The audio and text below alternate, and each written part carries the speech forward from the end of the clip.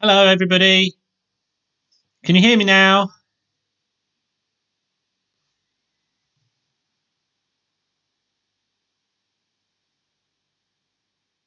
I hope you can hear me. Good. Thank you, everybody. So I'm gonna start and tell you some really interesting things about railway history today. Are we all excited?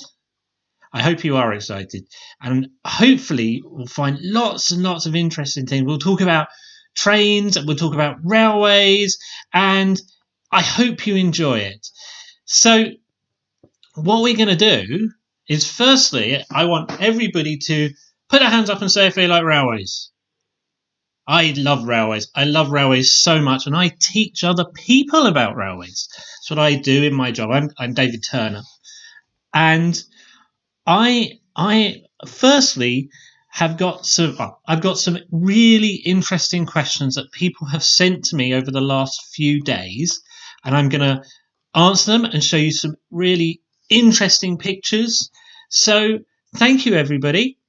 And firstly, I've got to say hello to my niece Evie. I promised I'd say hello, and hello everybody else. We got people coming in now. Oh, thank you, Roz. This is my train jumper, everybody. I hope you like it.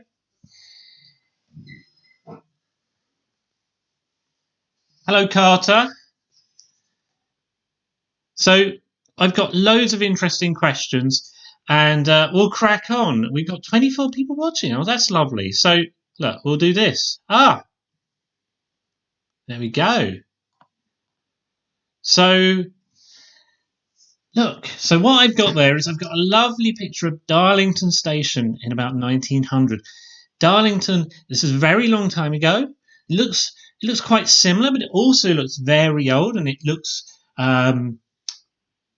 like a very traditional place, a very sort of old-fashioned place, and with small carriages on the left. So we're going to talk about Darlington Station. Well, no, we're going to talk about journeys on the East Coast Main Line because I've got a question from George, age 5. Sorry, hello, George. So his question for me was, how much longer did railway journeys take in the past?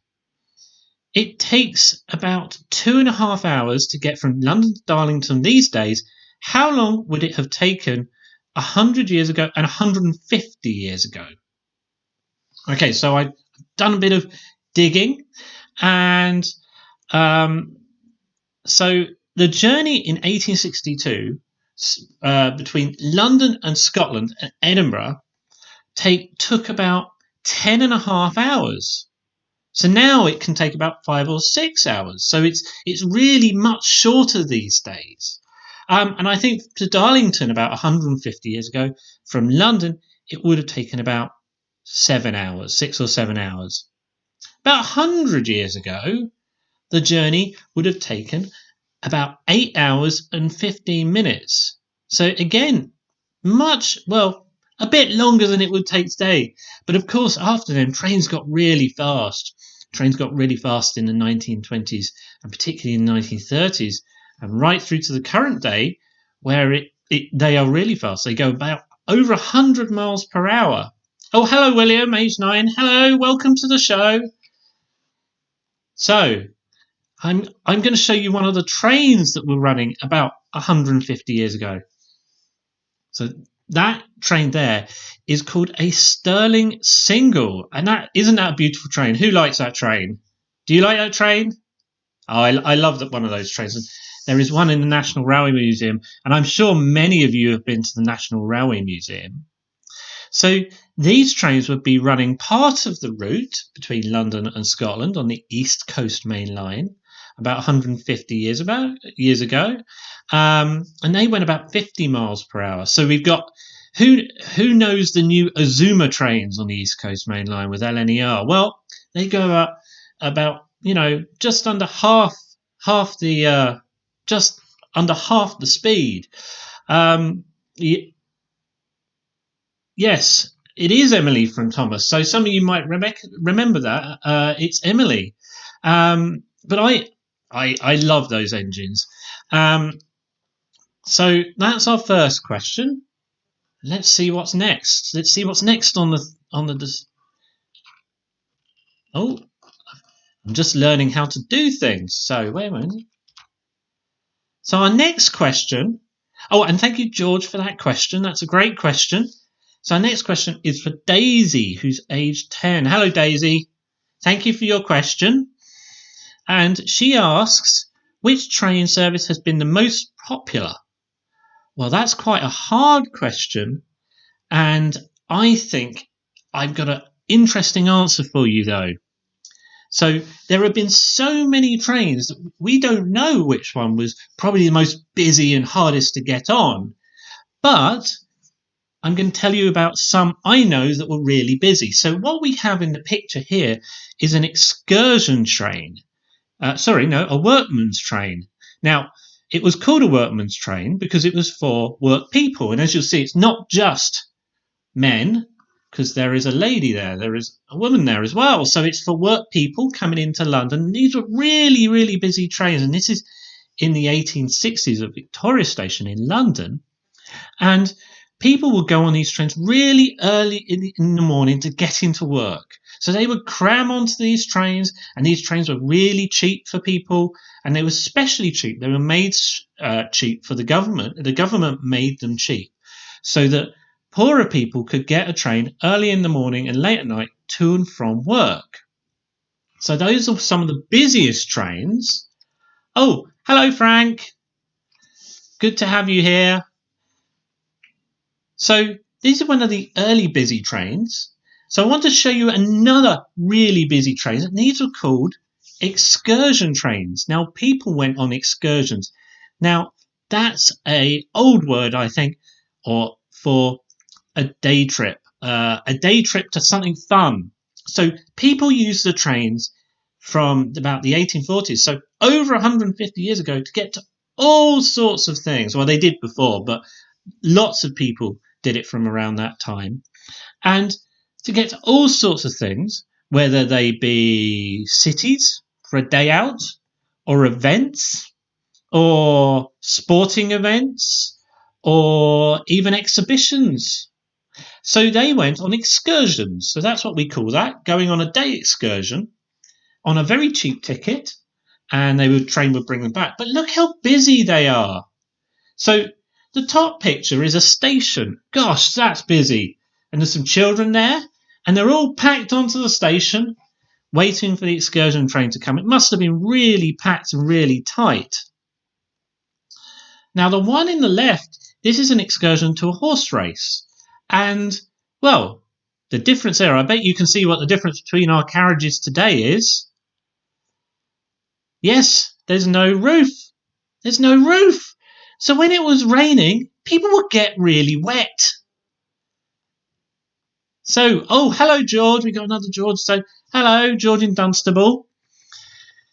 So they would get really wet, and they would come off the train and be soaking wet.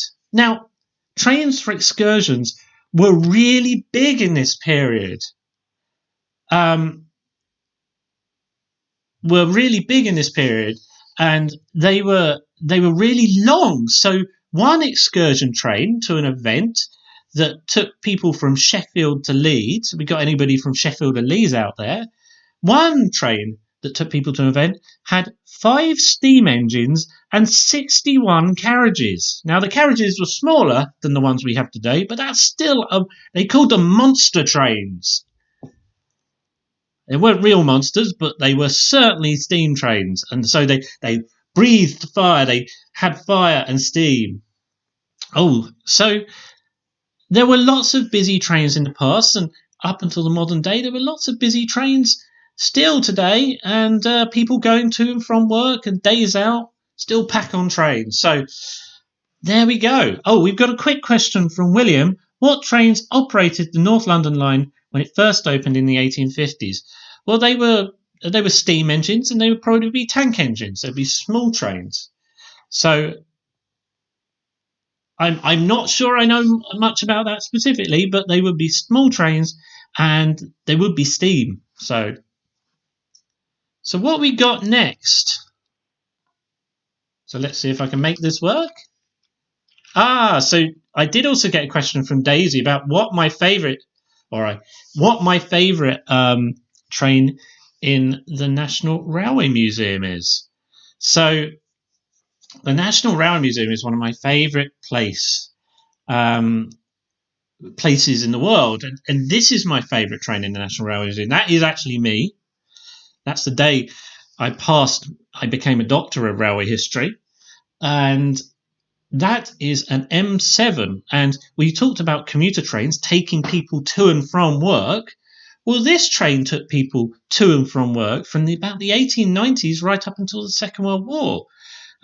So that's my favourite train, because I did my work on that railway company. Anyway, so onward. So what's next?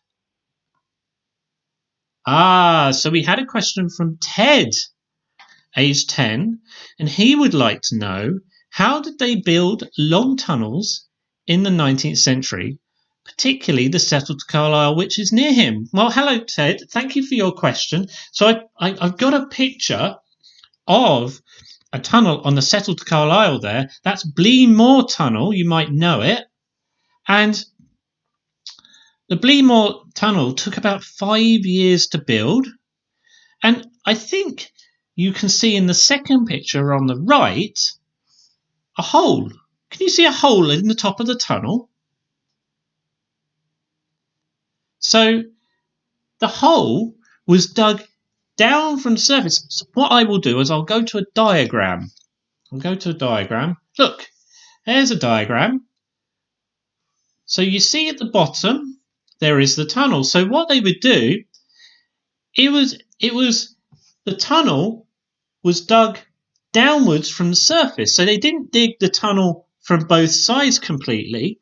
They dug down from the top of the ground to the bottom, and then they would dig either side.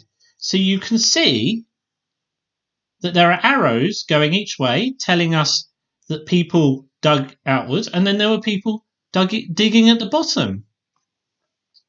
So Bleemore Tunnel, as I said, took 5 years to build. And tunnels generally at this time were very hard to build. They were not as easy to build as they were today. So I'm talking quite a long time ago, at the start of the railways. And what they used is dynamite, so explosions, boom.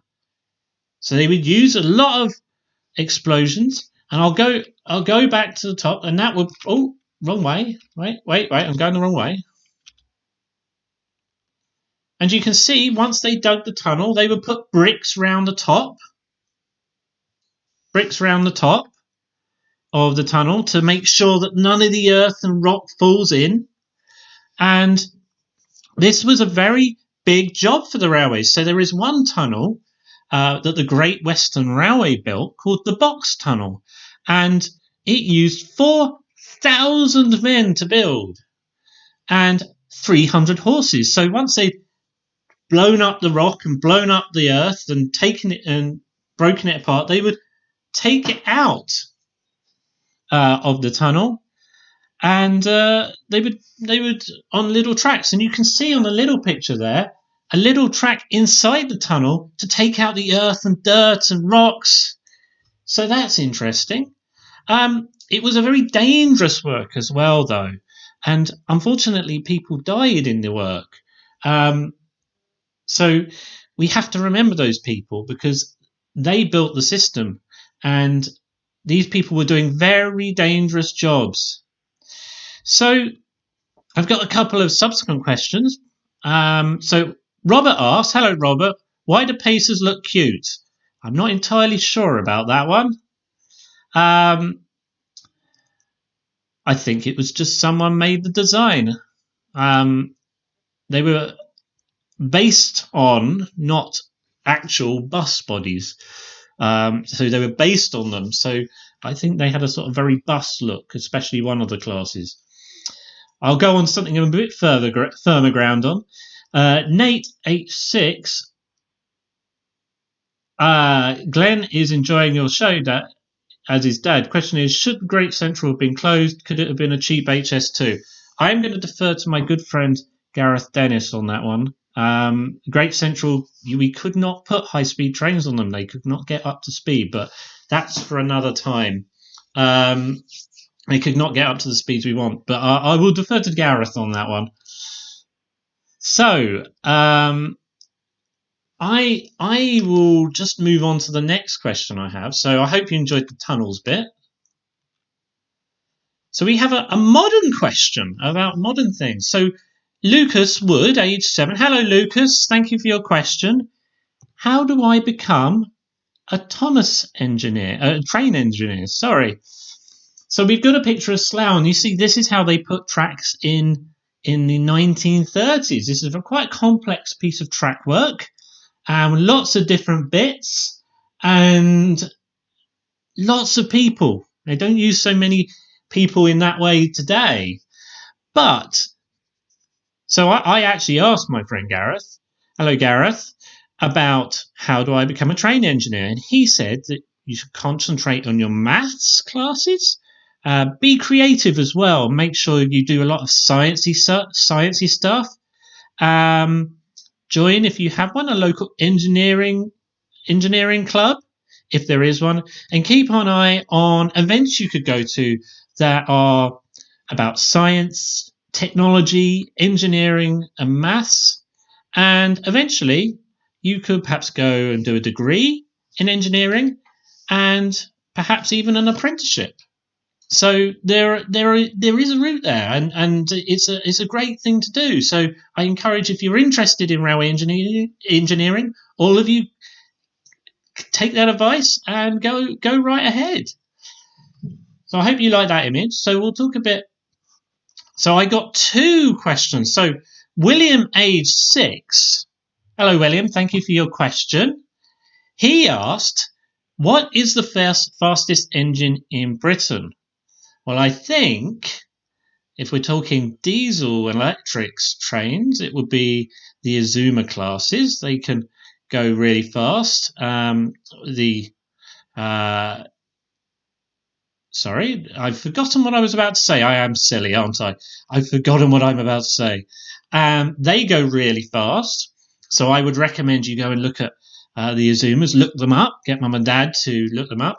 And Britain Wern, hello Britain, aged 5, asked, is Mallard still the fastest steam train? Well, he is.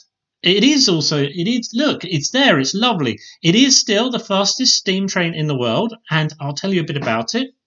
On the 3rd of July 1938, so about 80 years ago, it broke the world speed record for steam engines on the East Coast Main Line, and it went 126 miles per hour. That's about roughly the same speed as our fastest trains go now.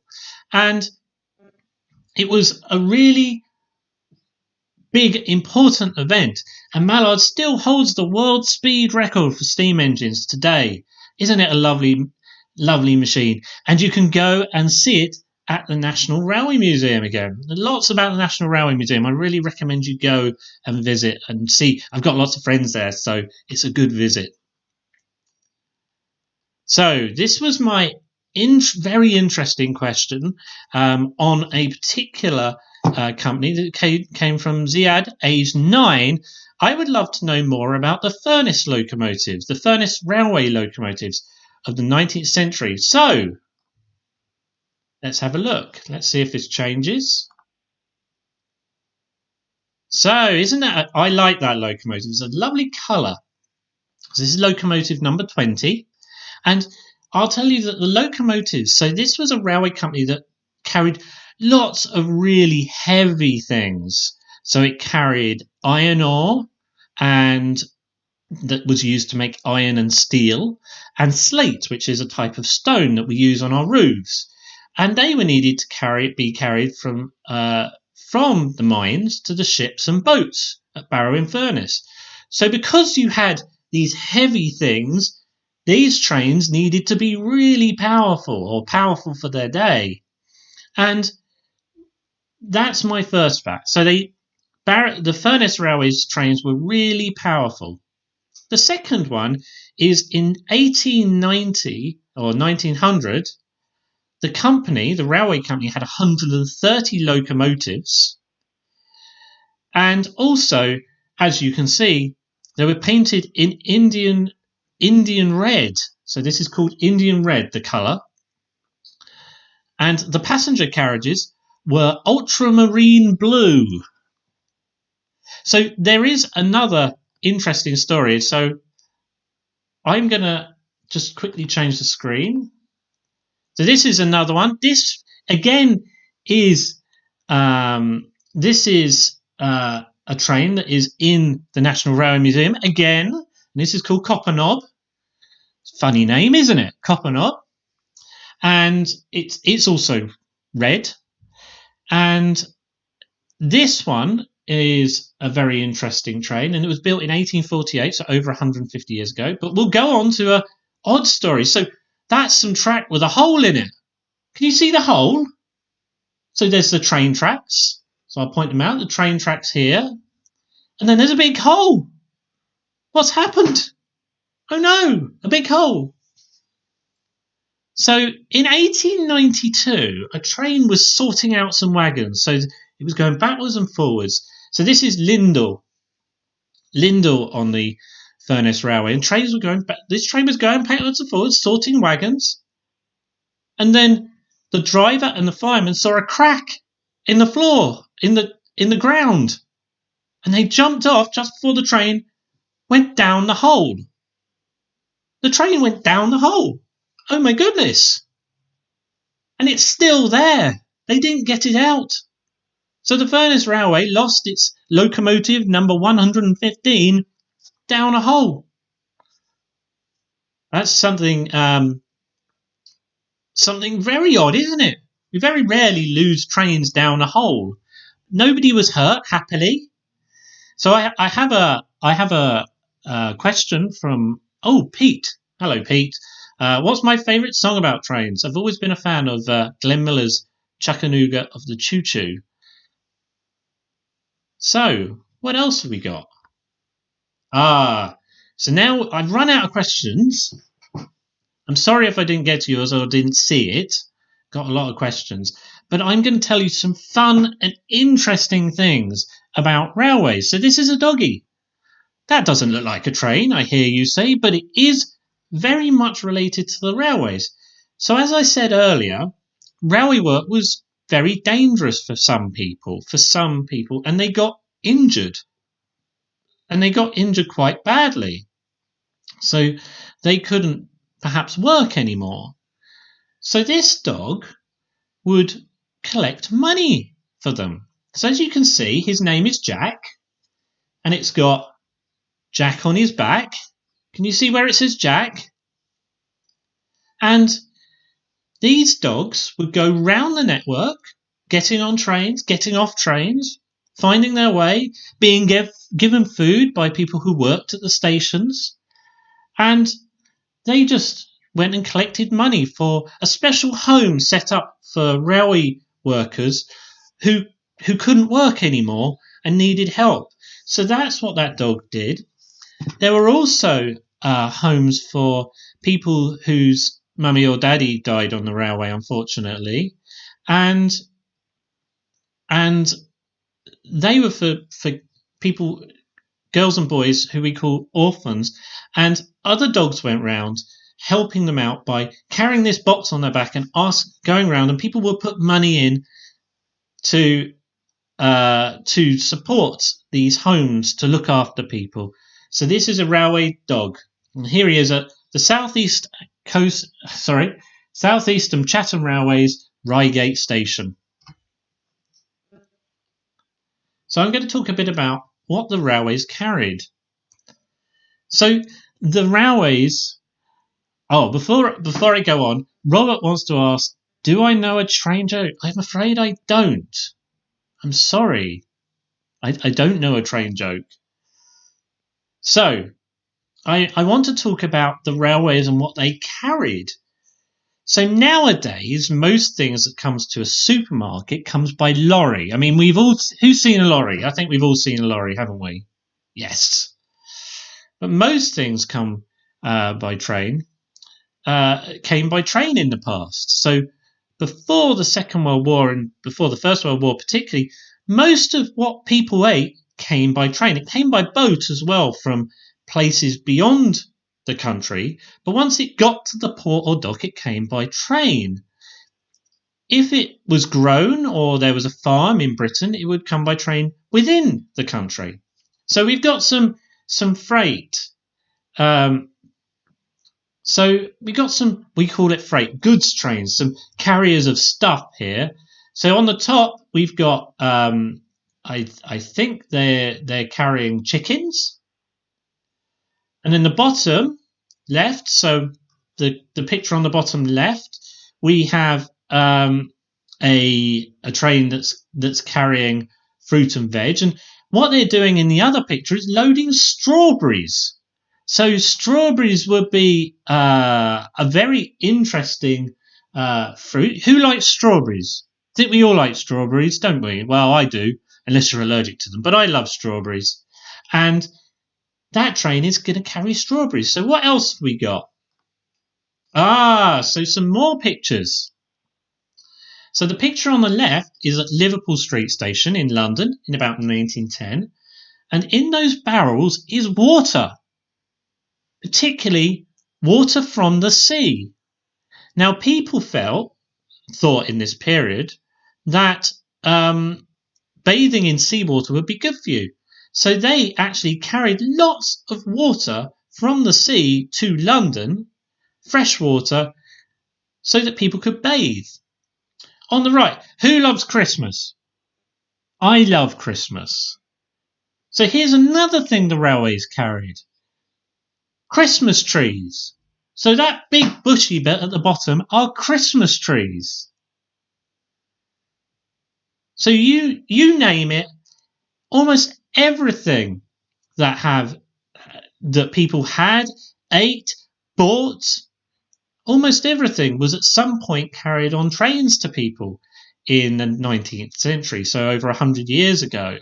So now, where it's, as I say, where it is lorries today mainly, so we get of course we get a lot of big boats and we get a lot of trains. Now it's mostly lorries for the main part, for the bulk of it. But back in the day, it would be the railways. So that's transport. So I'm going to tell you about a kangaroo now.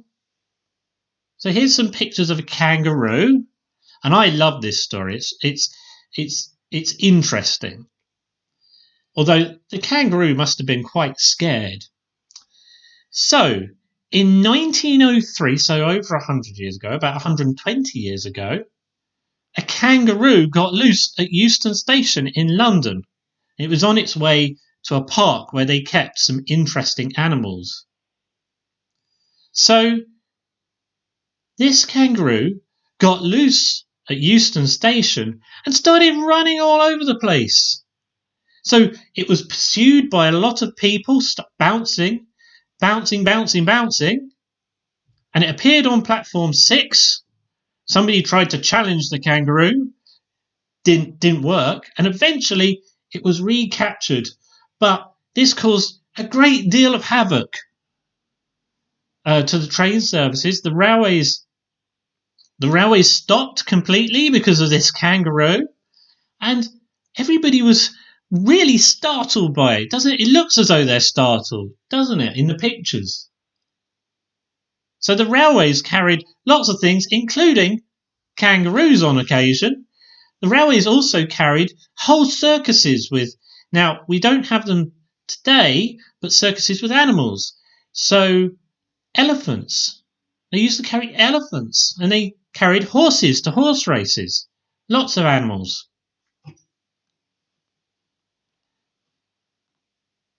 So I think finally, so this is my last slide. This is another Jack and another dog. So this dog, Jack, belonged to the station master at Lewes Station in 1882, and he, like the other dogs, roamed far and wide, and whenever he'd turn up at a station, they'd give him food. Eventually, he was so well loved by the people of the railway company that he got a special collar, and it said this: "I am Jack, the London, Brighton, and South Coast Railway dog. Please give me a drink, and then I will go home to Lewis." The collar was presented by Mrs. J. P. Knight of Brockley. Oh no, I've got another one. So, of course, it was very snowy at some times a year on the railways. People would find that they couldn't get through with their trains. Their trains would get stuck. So they had to put a thing on the front of trains to push the snow out of the way. Can you see the edge on the front there? I'm pointing at the screen, but you can't see my screen. But can you see the edge on the front? Well, that would push the snow out of the way, and the train would be driven through the snow and clear all the snow off the railway line. So these were put on, and they saved people being able to saved people's journeys and made sure they could get through the snow. It looks a bit funny, doesn't it? But what's really interesting, we still use snow plows. We call them snow plows that look a bit like that today. So that's something we still do similar things. So I've run out of slides now. So I hope you've enjoyed my show, and maybe I'll do another one if people liked it. But I hope I've answered all of your interesting questions. I've certainly found them interesting. Thank you so much for all your lovely questions. So keep being interested in trains, keep loving railways, keep going to museums of trains, keep asking mummy and daddy to tell you to go, and your parents to go and take you to trains and model railways and things. And I hope you have a wonderful rest of the day. And hopefully